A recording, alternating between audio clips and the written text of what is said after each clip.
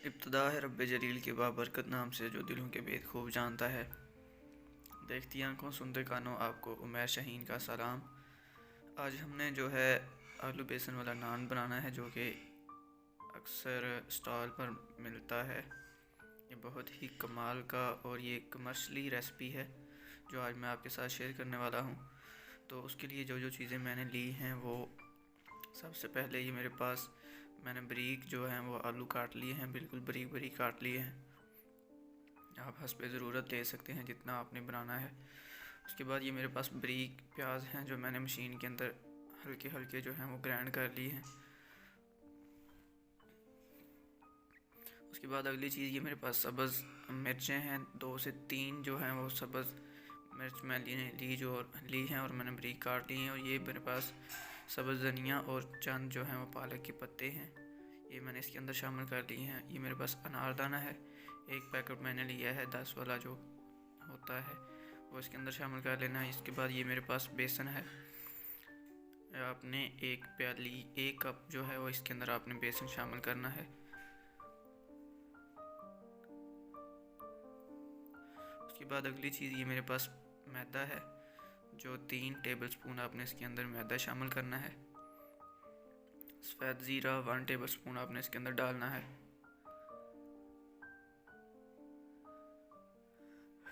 1 tablespoon इसके अंदर आपने सुरख मिर्च पाउडर शामिल करनी है। 1 टेबलस्पून ही इसके अंदर आपने खुशक धनिया पाउडर शामिल करना है। और ये थोड़ी सी धनिया आपने जो है वो मसल के इसके अंदर आपने शामिल कर देनी है। हल्दी 1/2 टीस्पून इसके अंदर आपने हल्दी डालनी है। 1 टेबलस्पून आपने इसके अंदर नमक शामिल करना है। अब इसके बाद आपने इसे अच्छी तरह से जो है वो मिक्स करना है ताकि सारी चीज़ें जो हैं वो अच्छी तरह से हल हो जाएं।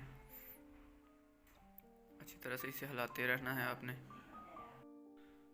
अच्छी तरह से इसे आपने मिक्स कर लेना है। इसके अंदर पानी डालने की ज़रूरत पड़ेगी, फिर आपने पानी भी इसके अंदर डाल लेना है।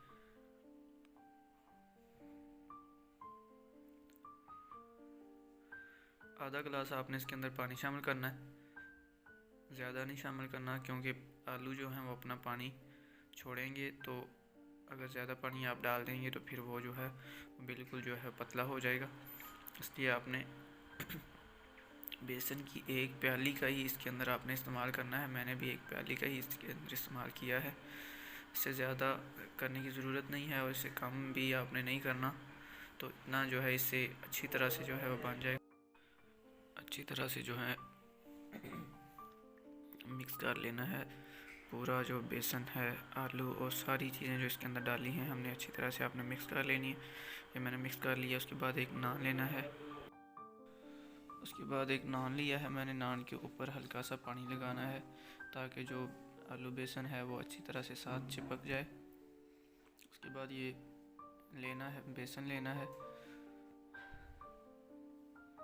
इसे आपने अच्छी तरह से नान के ऊपर लगा देना है, कोई भी जगह खाली ना रहे। अच्छी तरह से पूरे नान के ऊपर आपने फैला के और अच्छी तरह से दबा के लगाना है ताकि अच्छी तरह चिपक जाए साथ।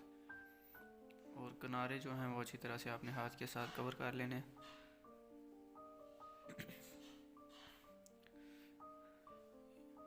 उसके बाद घी जो है वो अच्छी तरह से गर्म हो चुका है कढ़ाई के अंदर।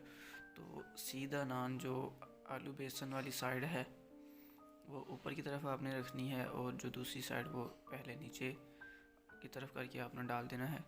अगर आप डायरेक्ट नीचे की तरफ करेंगे तो जो आलू बेसन वो उतर जाएगा। थोड़ी देर पकाने के बाद 2 से 3 मिनट पकाने के बाद आपने इसकी साइड जो है वो चेंज करनी है। इससे जो है वो बेसन चिपक जाएगा, साथ हार्ड हो जाएगा, थोड़ा सा पक भी जाएगा और ये जो हमने साथ लगाया है वो उतरेगा नहीं। तो 2 चम्मच के साथ आपने इसकी साइड चेंज करके उसके बाद आपने इसकी ऊपर से थोड़ी देर दबाना है ताकि जो दरमियान वाला हिस्सा है वो अच्छी तरह से नीचे हो जाए और अच्छी तरह से पक जाए। इसे हल्की आंच पर पकाते रहना है ताकि अंदर तक जो है वो पक जाए। तो इस तरह से आपने दरमियान दरमियान में चेक कर लेना है। ये अभी नहीं पका सही तरह से, इसे दोबारा फिर डाल देना है। इस तरह से आप इसकी साइड चेंज करके जो है वो चेक कर सकते हैं। इसे दोबारा फिर उसी तरह उल्टा करके डाल देना है। ऊपर से थोड़ा थोड़ा दबाते रहना है ताकि अच्छी तरह से जो है वो अंदर तक घी जाए और अंदर तक जो है वो पक जाए।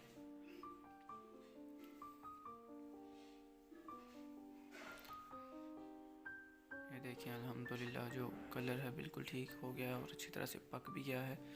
तो अब इसे निकाल लेना है। ये देखिए अल्हम्दुलिल्लाह कितना प्यारा कलर आया है।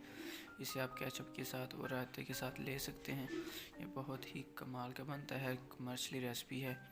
आप इसे रेस्टोरेंट स्टॉल पर भी इस्तेमाल कर सकते हैं। ये देखें जी अल्हम्दुलिल्लाह अंदर तक जो है वो अच्छी तरह से पक चुका है और बहुत ही कमाल का बना है और टेस्ट भी है जो बहुत ही कमाल का है। आप इसे घर में ज़रूर ट्राई करें। तो इंशाल्लाह मैं आपके लिए इस तरह की मज़ीद कमर्शियली वीडियोज़ लेकर हाज़िर होता रहूँगा। अगर आपने मेरे चैनल को सब्सक्राइब नहीं किया तो मेरे चैनल को सब्सक्राइब कर दें। मिलते हैं नेक्स्ट किसी नई वीडियो में। तब तक के लिए मुझे इजाज़त दीजिए। दुआ में याद रखिए। अल्लाह हाफिज़।